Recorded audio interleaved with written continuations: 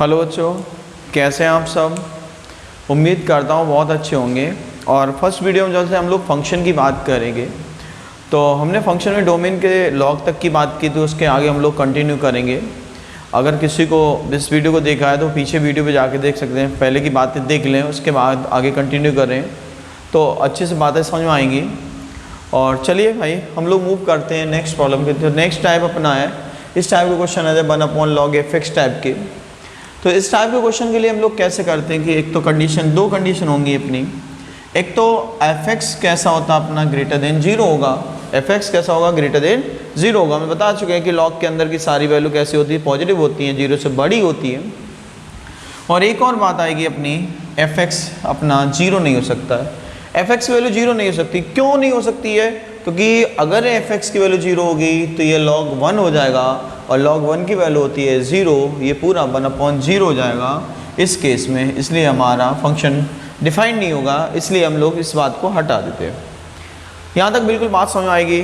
यहाँ पे बातें हम लोग कई बातें करेंगे, उसके बाद छोटे छोटे शॉर्टकट्स बताएंगे, ध्यान रखना है।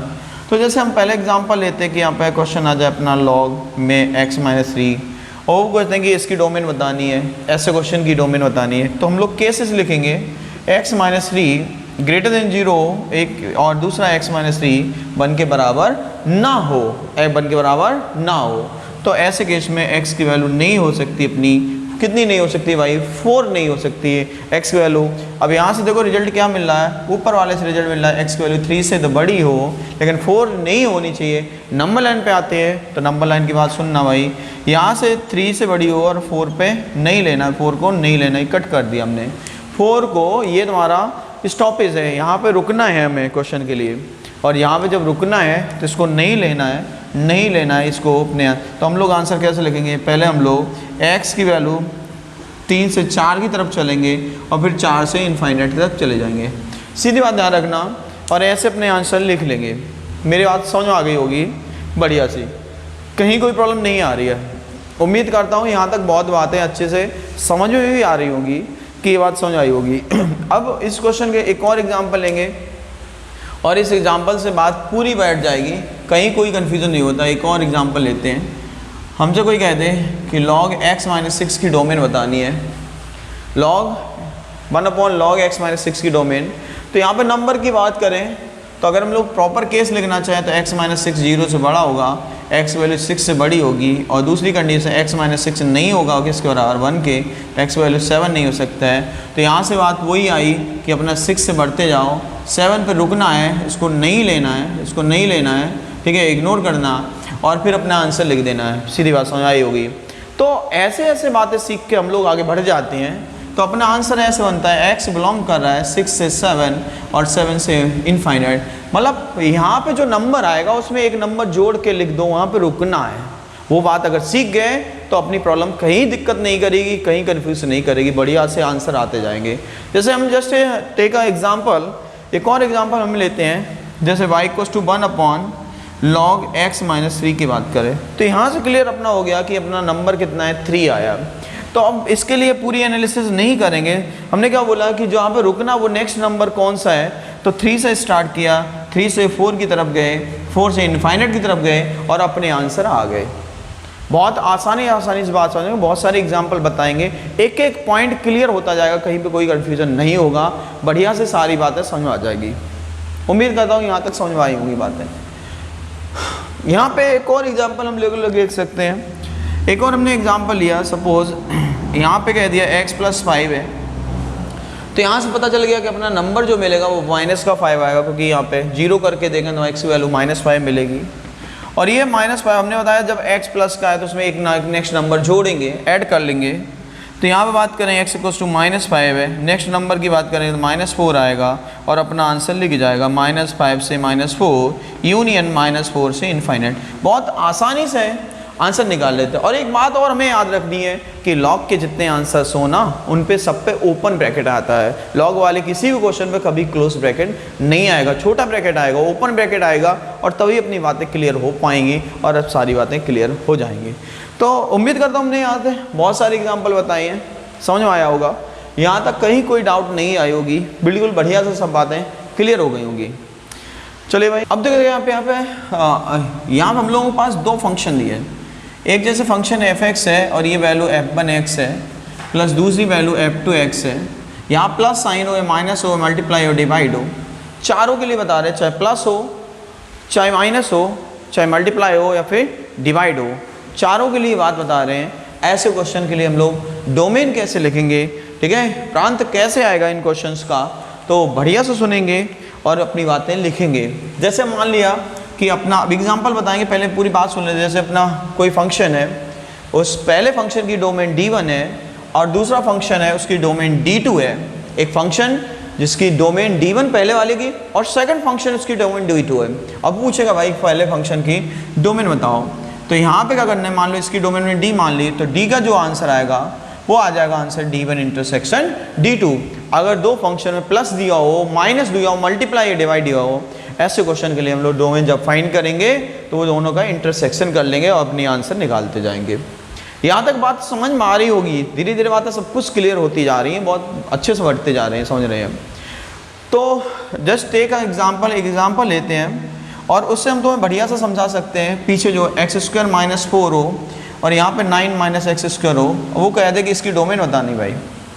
देखो यहाँ पे साइन प्लस का हो, चाहे माइनस का हो, चाहे मल्टीप्लाई हो या डिवाइड हो, ऐसे क्वेश्चन में हम लोग हमेशा D1 intersection D2, D1 intersection D2 intersection मतलब होता है दोनों में जो कॉमन आ रहा है वो अपना आंसर हो जाएगा।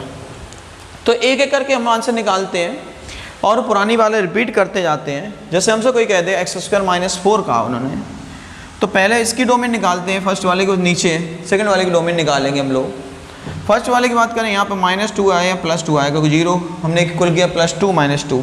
यहाँ x² प्लस है तो प्लस से शुरुआत हो, प्लस फिर माइनस। अब ये बात है सब पीछे बता चुके हैं, पिछले वीडियो में जाके देख सकते हो इन सब बातों को। दूसरी बात यहाँ से आएगी, यहाँ पे -3 आएगा, यहाँ पे +3 आएगा, यहाँ तक का बना लेती है, यहाँ पर -3 है, यहाँ पर +3 है। और इसका जो आंसर आएगा इसका, क्योंकि x² इसमें नेगेटिव है, तो यानी शुरुआत माइनस होगी, फिर प्लस होगी, फिर माइनस होगी। और हमें पता है कि रूट के अंदर की वैल्यू सारी कैसी होनी चाहिए, पॉजिटिव होनी चाहिए। मीन्स हमें पॉजिटिव वाले आंसर जरूरत है, पॉजिटिव वाले आंसर लिखेंगे हम लोग। अब पॉजिटिव वाले आंसर लिखते हैं तो इसमें देखो पॉजिटिव इधर मिल रहा है, इसमें पॉजिटिव इधर मिल रहा है, और इसमें क्या है, पॉजिटिव यहाँ से यहाँ तक मिल रहा है। अब हमने बताया कि जब दो चीज़ें प्लस की हैं, तो प्लस की हैं तो हम इंटरसेक्शन लेते हैं, दोनों का कॉमन रीजन लेंगे। तो हम मार्क करते हैं यहाँ पे इसका कॉमन रीजन, एक तो ये दिख रहा है हमें, एक तो ये रीजन दिख रहा है, और यहाँ से यहाँ तक, मतलब दोनों में कॉमन दिख रहा हो, दोनों में डार्क रीजन मिले, दोनों में। तो यहाँ से देखो, यहाँ भी मिल रहा है, यहाँ भी मिल रहा है, यहाँ भी मिल रहा है, यहाँ मिल, लेकिन यहाँ पे डार्क नहीं है, यहाँ डार्क है। बात मेरी समझ में आई होगी, बहुत अच्छे से बात समझ। अगर ये बात बैठा ली तो अपनी प्रॉब्लम डोमेन की कभी नहीं अटक सकती है। मेरे एक तरफ से वीडियो अगर देखते जाओगे तो डोमेन का कभी कोई क्वेश्चन नहीं रुक सकता है, कहीं पे भी कभी भी नहीं रुक सकता है। तो ये बातें हमें पता हो बहुत अच्छे से। अब अपनी चीज़ें अब कॉमन देखते हैं, तो बेटा कॉमन ये आया तो x अपना बिलोंग करेगा। अच्छा, क्योंकि रूट वाली बातें कर रहे हैं तो इन पे ब्रैकेट जो लगाएंगे वो क्लोज ब्रैकेट लगाएंगे, बता चुके ये सब बातें पीछे। तो ये आएगा 2 से 3। तो उम्मीद करता हूँ ऐसे फंक्शन, जैसे हम इस टाइप के बहुत सारे एग्जाम्पल करा सकते हैं और कराएंगे भी बहुत सारे एग्जाम्पल, ठीक है। चलो भाई, यहाँ पे देखते हैं, इसमें एक और क्वेश्चन है कि एक फंक्शन हमसे कह दिया है, यहाँ पे कह दिया x² - 25 और यहाँ पे 49 - x²। वो कहेगा बेटा इसकी डोमेन निकालो क्वेश्चन की, ऐसे क्वेश्चन की डोमेन निकाल दो। तो ऐसे क्वेश्चन की डोमेन निकालने में हमें कोई प्रॉब्लम नहीं है, क्योंकि बीच का साइन प्लस का है। हो सकता है चलो हम माइनस ले लेते हैं, को भी हमें कोई दिक्कत नहीं, चाहे बीच में साइन प्लस का हो चाहे माइनस का हो, हम लोग दोनों का इंटरसेक्शन निकाल लें। पहले की डोमेन निकाल लो, फिर सेकेंड की डोमेन निकाल लो। पहले की डोमेन की बात आती है भाई, इससे हमें मिलेगा प्लस का 5, वो पहले माइनस का 5, यहाँ प्लस का 5, या माइनस का 5, या प्लस का 5। बहुत अच्छी से बात समझ आ चुकी होगी। x² इसमें पॉजिटिव है, यानी प्लस से शुरुआत होगी, प्लस माइनस प्लस, सही है। और दूसरे की बात करते हैं, यहाँ पे 7 मिलेगा, इधर -7 मिलेगा, और यहाँ पे शुरुआत क्योंकि माइनस से x² है तो माइनस से शुरू होगी, माइनस प्लस माइनस। और अपना अब हम लोग आंसर लिखेंगे, उस रीजन को मार्क करते जो हमें चाहिए है, उस रीजन को मार्क करेंगे जो हमें चाहिए है। वो रीजन कौन सा है भाई, वो हम रीजन देखते हैं, एक तो इधर है और इधर है, इसमें रीजन ये है। अब फिर हम लोग मार्क करेंगे बेटा, फिर हम मार्क कर रहे हैं कि हमें कंबाइंड रीजन कैसे है, कंबाइंड रीजन कैसे चाहिए, कैसे हम लोग आंसर लिखेंगे अपने डोमेन का। तो हमें आंसर यहाँ से यहाँ तक मिल गया और यहाँ से यहाँ तक मिल गया। हमने रेड पेन से मार्क कर दिया है। बात मेरी समझ, यहाँ भी डार्क है, यहाँ भी डार्क है, यहाँ भी डार्क है, लेकिन यहाँ डार्क नहीं है, कॉमन नहीं मिल रहा है। अगर हम ओवरलैपिंग करना चाहें तो बात जहाँ पे चीज़ें मैच कर जाएं वही आंसर लिखेंगे। तो अपना आंसर दिख गया होगा, यहाँ पे है x बिलोंग्स टू -7 से -5 और यूनियन 5 से 7। ऐसे हम लोग इन्वर्स के बहुत सारे डोमेन के बहुत सारे क्वेश्चन हम लोग बहुत सॉल्व कर लेंगे। किसी कोई प्रॉब्लम है तो मुझसे पर्सनली कांटेक्ट करें और मेरे चैनल को सब्सक्राइब करते जाए, शेयर करता जाए, जिससे ज़्यादा से ज़्यादा वीडियो आप लोगों के पास आते जाएं। ठीक है भाई। और ऐसे ही बहुत सारे वीडियो तुम्हारे पास आएंगे जिससे तुम्हारा कॉन्फिडेंस बिल्ड होगा और एक बार जाके वहाँ पे एग्ज़ाम में जाके सिलेक्ट हो जाओगे। ये पक्का वादा है तुमसे। समझते जाओ। और डोमेन किसी को कोई डाउट, कुछ चीज़ें पूछनी हो तो वो पर्सनली मुझसे कॉन्टेक्ट करे। ठीक है। और अपने टेलीग्राम नंबर पर जाके जुड़ सकता है डोमेन से रिलेटेड। अब डोमेन के बाद हम लोग नेक्स्ट चलते हैं, मूव करेंगे। डोमेन के बाद आते हैं हम लोग रेंज। फंक्शन की रेंज कैसे फाइंड करते हैं, तो रेंज के लिए बहुत अच्छी बातें सुनाएंगे और खेलते हुए हम लोग सब सीख जाएंगे बहुत अच्छे से। सब बातें बिल्कुल बढ़िया से समझ में आ जाएंगी, जिनमें कहीं कोई डाउट नहीं होगी और बिल्कुल परफेक्ट हो जाएंगे। इसके बाद जैसे ही हम लोग रेंज सीखेंगे ऑन टू इनटू फंक्शन में कहीं कोई दिक्कत नहीं आएगी। तो एक एक मेरी बात बहुत अच्छे से सुननी है, समझनी है और इम्प्लाई करते जाने हैं। और जैसे ही इम्प्लीमेंटेशन सीख गए फिर हमें कहीं कोई दिक्कत नहीं आएगी, हमारे सिलेक्शन में कहीं कोई प्रॉब्लम नहीं आती है। एक एक बात बताएंगे कि हम लोग कैसे रेंज फाइंड करते हैं। तो पहला कॉन्सेप्ट रेंज का कि अगर हमारे पास इस टाइप का क्वेश्चन दिया जाए, चाहे y इक्वल्स टू x दे दे या y इक्वल्स टू हमें x³ कह दे या y इक्वल्स टू x⁵ कह दे या y इक्वल्स टू x⁻7 कह दे। उम्मीद करता हूँ यहाँ से एक ऑर्डर तुम्हें एक क्रम समझ में आ गया होगा। ये सारी पावर कैसी हैं, ऑड हैं। ये पावर कैसी हैं, ऑड है, विषम पावर, विषम घाते हैं। तो ऐसे क्वेश्चनों की जो रेंज होती है, हम लोग बस इतनी सी बात याद रखेंगे, ऐसे क्वेश्चन की रेंज जो होती है वो -∞ से +∞ होती है। क्या होती है? -∞ से +∞ होती है। और उसी -∞ से +∞ को हम लोग रियल नंबर बोलते हैं। ये बात समझ में आ चुकी होगी, बात बैठ गई होगी। अब ऐसा कोई क्वेश्चन कहे भाई कि हमसे कोई कह दे 3 + 5x कह दे, 6 - 7x कह दे, यहाँ पे 4x³ + 8 कह दे। इन सब क्वेश्चन का मात्र एक आंसर होगा, क्या होगा? रियल नंबर, या इसी को हम लोग -∞ से +∞ लिख देंगे और अपनी कहानी ख़त्म हो जाएगी। मेरे हिसाब से बात पूरी समझ आ गई होगी। ऐसे क्वेश्चन कभी सॉल्व नहीं करेंगे।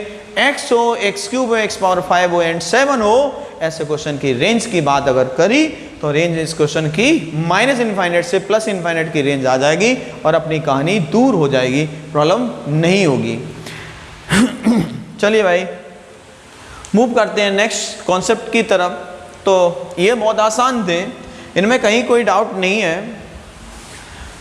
अगर सेकेंड बात पे आते हैं, ऐसे क्वेश्चन आ जाए y इक्वल्स टू x² है, x⁴ है, x�๖ है, x⁸ है, डॉट डॉट समझ आ गया बेटा? यहाँ तक बात मेरी समझ में आ गई होगी। इसमें ये अपना एग्जाम्पल और ऐड कर लेना, x मॉडुलस x, और इसमें एक और एग्जाम्पल ऐड कर लेंगे मॉडुलस x का। ठीक है। y इक्वल्स टू x², यहाँ तुम्हारी हेल्प भी ले लेते हैं। जैसे y इक्वल्स टू कोई x² ग्राफ बनाए, इसकी सबसे छोटी वैल्यू यहाँ पे दिख रही होगी, 0 है। ठीक है। जो काम x² करेगा वही काम x⁴ करेगा, x�๖ करेगा, x⁸ करेगा, 10 करेगा, कुछ भी कर ले। मतलब हमारी घातें कैसी हैं? पावर जो है वो इवन पावर के लिए होगा, सम घातें हों। सम घात की इन सारे क्वेश्चन की एक ही रेंज याद रखनी है, दैट इज 0 से ∞, या इसी को हम लोग R+ लिखते हैं। कुछ बुक्स में R+ लिखेंगे, मतलब सारी पॉजिटिव वैल्यू लिखेंगे। बात मेरी समझ में आ चुकी होगी।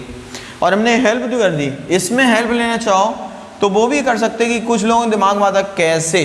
तो ये हमने y इक्वल्स टू x की लाइन बना दी, छोटी वैल्यू -∞, बड़ी वैल्यू +∞, -∞ से +∞ बन गया हो, वहाँ पे समझ में आया होगा कि 0 से ∞ है। अब देखो प्रॉब्लम कैसे चेंज करते हैं, हमसे कोई कह दिया बेटा कि y equals to x square plus 4 की रेंज बता दो भाई, तो एक्स स्क्वायर प्लस 4 की रेंज की बात जब करेंगे तो एक्स स्क्वायर की भी छोटी वैल्यू 0 है, यहाँ पे 0 रखेंगे, इस 0 में कितना जुड़ रहा है, 4 जुड़ रहा है भाई, तो छोटी वैल्यू 4 से और इन्फिनिटी तक चलेगा, मतलब इस रेंज में 4 जोड़, जितना क्वेश्चन में जोड़े तो वो उसने आंसर में जोड़ते जाओ, उसी करस्पॉन्डिंग रेंज बनती जाएगी, हमें कहीं कोई प्रॉब्लम नहीं आएगी।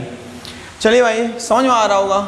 y इक्वल्स टू यहाँ हमसे कह दे x पावर 8 प्लस 10, कोई दिक्कत नहीं भाई, x पावर 8 इसी में शामिल है, छोटी वैल्यू कितनी होगी, 0 होगी, 0 में कितना जुड़ गया, 10 जुड़ गया भाई, रेंज कितनी है 10 से 8 तक लिख दें, इनफाइनाइट तक लिख दें, अपने काम कंप्लीट हो गए भाई।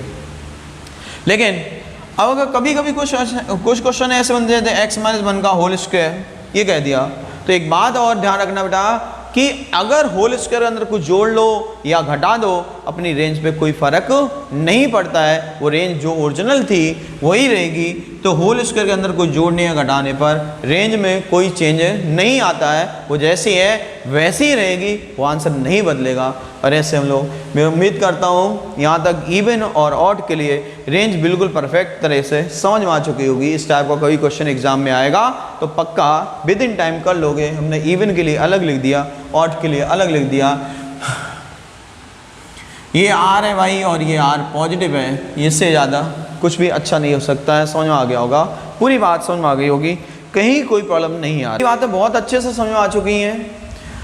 उम्मीद कर रहा हूँ इवन पावर के लिए, ऑड पावर के लिए, सम घात के लिए, विषम घात के लिए रेंज बहुत अच्छे से बैठ चुकी है, आप सबको कोई प्रॉब्लम नहीं आई होगी। अब हम आते हैं एक और क्वेश्चन जो एग्ज़ाम में बहुत बार आता है और कई लोग इसको उस चौपट करके आते हैं, तो हम बहुत अच्छा एग्जाम्पल लेने जाते हैं। y इक्वल्स टू कह देते बेटा ग्रेटेस्ट इंटीजर में साइन x, ग्रेटेस्ट इंटीजर में साइन x, और इसकी रेंज पूछते हैं। हमें पता है कि साइन की वैल्यू मैक्सिमम वैल्यू होती है 1 और मिनिमम वैल्यू होती है -1। साइन की मैक्सिमम वैल्यू होती है 1, मिनिमम वैल्यू -1, मैक्स 1 मिनिमम -1। अब ये ग्रेटेस्ट इंटीजर x का साइन है, महत्तम पूर्णांक फलन का साइन है, तो सीधी बात करेंगे कि -1 से +1 के बीच में जो इंटीजर्स वैल्यू आएंगी, पूर्णांक वैल्यू आएंगी, उनको लिख देंगे, ऐसे क्वेश्चन की वही रेंज आ जाएगी, अपना आंसर समझ में आ जाएगा। ऐसे खट से आंसर लिख देते हैं, अपने कहीं कोई डाउट क्रिएट नहीं होता है, कहीं कोई कन्फ्यूजन नहीं होता है, बड़े आराम से हम लोग सारी बातें। अब जैसे एग्जाम में क्वेश्चन एक और बन सकता है, वो यहाँ पे कह दें 2 sin x कह दिए भाई, 2 मल्टीप्लाई कर लिया। अब साइन की मैक्सिमम वैल्यू 1 है, मिनिमम वैल्यू -1 है, तो ये क्या होगा, ये मैक्सिमम 2 की तरफ जाएगा, मिनिमम -2 की तरफ जाएगा, और -2 से +2 के बीच के जितने इंटीजर हैं वो सबको लिख देंगे, वही अपने आंसर आ जाएंगे, -2, -1, 0, 1 and 2। ऐसे खट खट से आंसर लिख देंगे, हमें कोई दिक्कत नहीं आएगी। ग्रेटर इंटीजर में 3 sin x कह दें, कोई प्रॉब्लम नहीं भाई, -3, -2, -1, 0, 1, 2, 3, ऐसे हम लोग रेंज लिख देंगे, इनमें कोई टाइम नहीं लगेगा और बढ़िया से मेरी बात समझ में आएगी। एग्जाम में ये एनडीए में क्वेश्चन कई बार पूछते हैं और कुछ लोग यहाँ से बड़ा कंफ्यूज करते हैं, और कुछ लोग अभी मैं कुछ दिन बाद मेरी कॉपी भी करेंगे, हो सकता है कुछ लोग मेरे कॉन्सेप्ट उठाएं और लिख दें जाके, तो हो सकता है ये पॉसिबल है, यहाँ पे बिल्कुल है।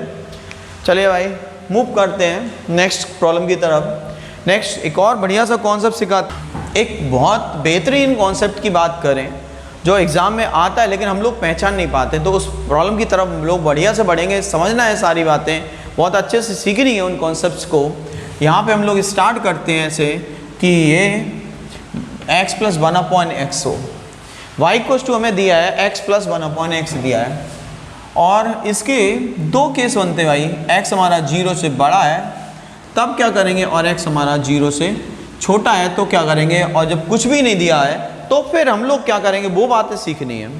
अब ये एक ऐसे क्वेश्चन है, इसमें रिलेशन की बात करें तो यहाँ पर रिलेशन जो है एक फंक्शन दूसरे का रेसिप्रोकल है, व्युत्क्रम है, एक दूसरे का कैसा है, रेसिप्रोकल है, व्युत्क्रम है। तो ऐसे क्वेश्चन की जो मिनिमम वैल्यू आती है बेटा, ऐसे क्वेश्चन की जो मिनिमम वैल्यू आती है वो हो जाती है 2 आती है, और इसकी जो मैक्सिमम वैल्यू है वो इनफाइनाइट चली जाती है। ठीक है, क्या चली जाती है, इनफाइनाइट चली जाती है। और ऐसे क्वेश्चन की जो रेंज होती है वो जाती है 2 से इनफाइनाइट तक हो जाती है। ऐसे हम लोग लिख लेते हैं, लेकिन कैसे, ये भी तो पता हुआ ही। तो कैसे, तो हम एक फॉर्मूला पढ़ते हैं, AM बड़ा होता है GM से, समांतर माध्य बड़ा होता है गुणोत्तर माध्य से, arithmetic mean greater than symmetric mean से। यहाँ से बात करते हैं। तो अर्थमेटिक मीन की बात करी होगी, ये होती है a+b/2 रूट ए बी होता है भाई, a+b/2 रूट ए बी होता है। अब यहाँ इस क्वेश्चन में a की वैल्यू x है, तो यहाँ x पुट करेंगे, दूसरा 1/x है डिवाइड बाई 2 है, और यहाँ पे x इंटू 1/x है, x कैंसिल हो चुका है, ये वाला 2 इधर मल्टीप्लाई होगा, तो यहाँ से ये रिजल्ट आ रहा है बेटा कि x + 1/x हमेशा 2 से बड़ा होगा। कैसा होगा? 2 से बड़ा होगा, और 2 से बड़ी वैल्यू कहाँ तक जाएगी? इनफाइनाइट तक जाएगी वैल्यू। कहाँ तक जाएगी? इनफाइनाइट तक वैल्यू जाएगी। तो ऐसे क्वेश्चन की सबसे छोटी वैल्यू कितनी होगी? 2 होगी। ठीक है, तो एक बात ध्यान रखनी है कि रेसिप्रोकल हो, एक फंक्शन हो, उसका रेसिप्रोकल हो, मिनिमम वैल्यू कितनी लेगा? 2 वैल्यू लेगा। कितनी वैल्यू लेगा? 2। और बढ़िया से आंसर आ जाएंगे इन क्वेश्चनों के, कहीं कोई प्रॉब्लम नहीं होती है। लेकिन अब जब x की वैल्यू, ये तो हमें समझ आ गया, बिल्कुल बढ़िया से समझ आ गया होगा, कहीं किसी को कोई कन्फ्यूजन नहीं हुआ होगा। अब आते हैं आगे कुछ कॉन्सेप्ट पे।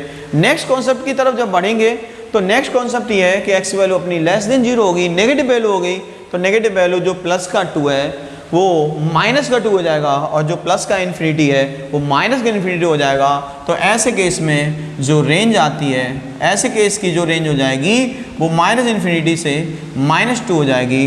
ठीक है, तो अगर केस कुछ दिया हो तब तो हम लोग जब 0 से बड़ा हो या 0 से छोटा हो तो हम लोग अलग अलग कर लेंगे। लेकिन अगर कुछ भी नहीं दिया है तो फिर कंप्लीट आंसर हम लोग ऐसे लिखेंगे, -∞ से -2 यूनियन 2 से इनफाइनाइट। ये अपना बेटा जब कुछ भी ना दिया हो तो हम लोग कंडीशन की बात करेंगे और अपने आंसर ऐसे निकाल लेंगे।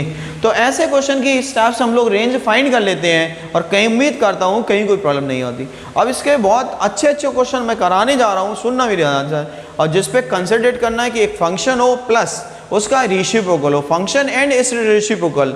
तो फंक्शन है और उसका रेसिप्रोकल की बात करेंगे, तो ऐसे फंक्शन की मिनिमम वैल्यू कितनी होगी? 2 होगी, और बाकी मैक्सिमम वैल्यू हम लोग लिखते जाए। जैसे एक क्वेश्चन इंडिया में आया था, उन्होंने कहा e⁻x फिर कह दिया 2⁻x 2⁻x + 3। वो कहेंगे भाई इसकी रेंज बताओ, 1 सेकेंड लगेगा। भाई ये फंक्शन है, उसका व्युत्क्रम है, क्योंकि e⁻x को 1/e⁻x लिख सकते हैं, 2⁻x को 1/2⁻x लिख सकते हैं, बिल्कुल क्लियर। तो भाई फंक्शन रेसिप्रोकल 2 हो गया, फंक्शन रेसिप्रोकल 2 हो गया, 2 + 2 4 3 7, 7 से लेके इनफाइनाइट तक चले गए, रेंज आ गई, 1 सेकंड का काम है। बाकी लोग इसको डिफरेंशिएट कर रहे होंगे, जाने कौन कौन से मेथड कर रहे होंगे, या फिर मेरी कॉपी कर रहे होंगे। पक्की बात सुन लो, इसके अलावा कुछ भी नहीं करेंगे।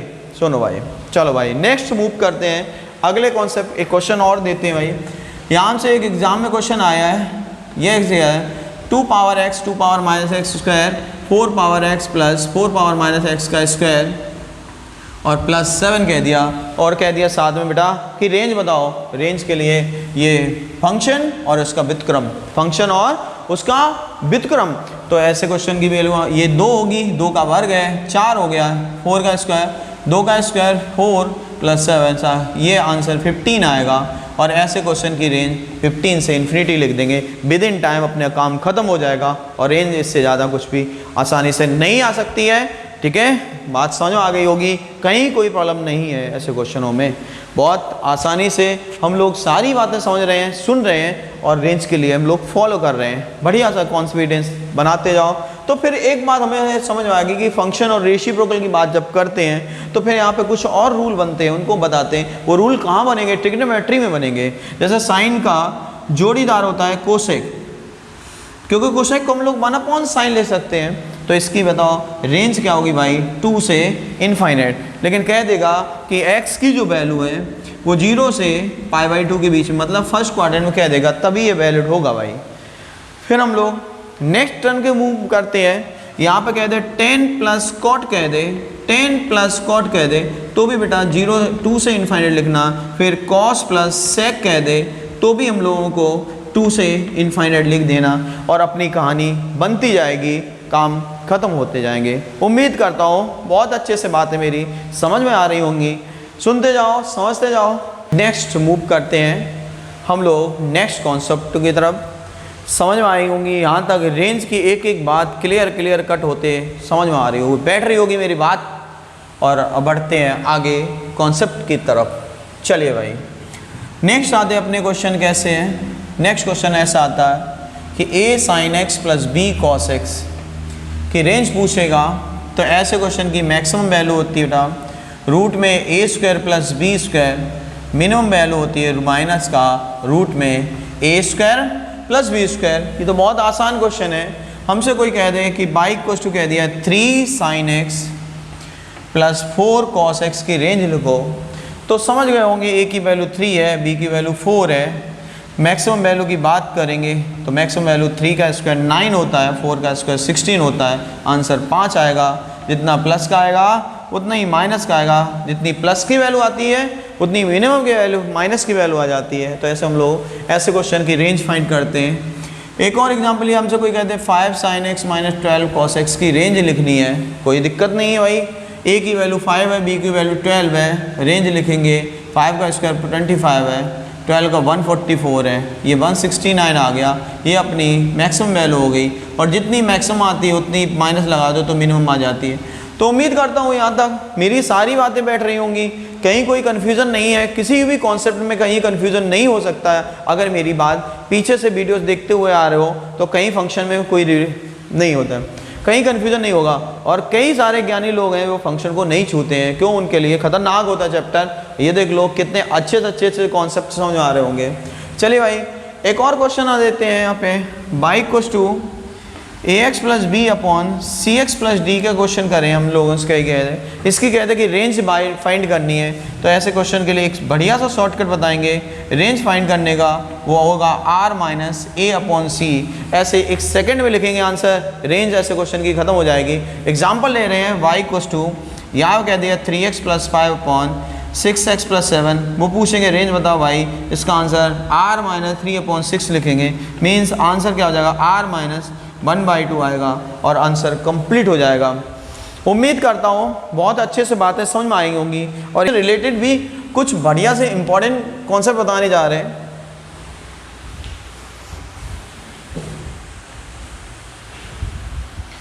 एक यहाँ पे बेहतरीन कॉन्सेप्ट बताएंगे। बेहतरीन कॉन्सेप्ट कैसे? ट्रिग्नोमेट्री से रिलेटेड रेंज में ही पूछ लेता है। एक क्वेश्चन कह दिया 3 sin square theta plus 7 cos square theta, और यहाँ पूछा इसकी रेंज बताओ, इसकी मैक्सिमम वैल्यू बताओ और मिनिमम वैल्यू बताओ। तो मैक्सिमम वैल्यू जो होगी ऐसे क्वेश्चन की मैक्सिमम, जो बड़ा नंबर है वो मैक्सिमम है और जो छोटा नंबर है वो मिनिमम वैल्यू है। काम खत्म हो गया। और ऐसे क्वेश्चन की रेंज हम लोग लिख लेंगे, वो 3 से 7 आ जाएगी, काम कंप्लीट हो जाता है। हम लोग कभी परेशान नहीं होते ऐसे क्वेश्चन के लिए। एक और एग्जाम्पल है, यहाँ कहते हैं 5 cos square theta plus 10 sin square theta. कोई प्रॉब्लम नहीं है, मैक्सिमम लिखना है। इन दोनों में जो बड़ा नंबर वो मैक्सिमम है, जो मिनिमम नंबर है मिनिमम है वो 5 है, काम खत्म हो गया। ऐसे क्वेश्चन की अगर रेंज लिखना चाहेंगे तो ऐसे क्वेश्चन की रेंज हो जाएगी 5 से 10। बिल्कुल बढ़िया से साथ समझ आ रही होंगी, कोई प्रॉब्लम नहीं है। ठीक है भाई, कहीं कोई प्रॉब्लम नहीं है। और अगर हमसे साइन कॉस की अकेली मैक्सिमम मिनिमम वैल्यू पूछे तो साइन कॉस की अकेले मैक्सिमम वैल्यू 1 होती है और मिनिमम वैल्यू -1 होती है। जैसे हमसे कोई क्वेश्चन पूछे कि 5 + 4 sin x की रेंज होगी, तो एक बार यहाँ पर 1 पुट करना है और एक बार -1 पुट करना है। एक बार 5 + 4 करेंगे 9 हो जाएगा और एक बार -1 करेंगे तो ये आंसर, इसकी रेंज हो जाएगी वो 1 से 9 तक हो जाएगी और अपना काम कंप्लीट हो जाएगा। और ये कॉन्सेप्ट समझना है तो अगर इनके बारे में डिटेल में जाना है तो आप कमेंट करिए मेरी वीडियो पे नीचे जाके, और मैं इसका डिटेल भी समझा दूंगा नेक्स्ट वीडियो में। बात मेरी पूरी समझ में आ गई होगी। चलिए भाई, उम्मीद करता हूँ रेंज का ये कॉन्सेप्ट समझ में आ गया होगा। ठीक है, नेक्स्ट लेक्चर में हम लोग मिलेंगे 1 और मैनी वन फंक्शन के साथ में पीरियोडिक फंक्शन भी बताएंगे। बहुत छोटी डेफिनेशन, छोटे काम करते हुए बढ़िया से आगे बढ़ते जाएंगे और मिलते हैं फिर नेक्स्ट वीडियो के साथ। ओके, बाय बाय, टाटा, नमस्कार।